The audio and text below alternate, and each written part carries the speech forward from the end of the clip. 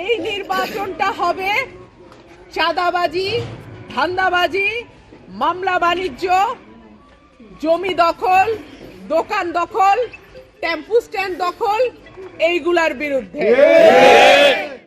আর আমার যেহেতু কোনো মার্কা নাই, দলীয় মার্কা নাই, আমি ঠিক করেছি আমি হাঁস মার্কায় দাঁড়াবো। আপনারা সকলে প্রতীক বরাদ্দের দিন এটা অবশ্য আরো বেশি পরিষ্কার হয়ে যাবে যে মার্কা কি দাঁড়ায়। তবে আপনারা এখন পর্যন্ত মোটামুটি যেটা ঠিক করছি হাঁস মার্কাতে দাঁড়াবো। মাশাআল্লাহ। দল, মত, ধর্ম, বর্ণ নির্বিশেষে সকলের কাছে আমার আহ্বান থাকবে, আপনার মূল্যবান ভোটটা দেবেন যাতে আগামী 5 বছরের জন্য আপনার পরিবার, আপনি, আপনার সমাজ এবং আপনার এলাকা নিরাপদ থাকে।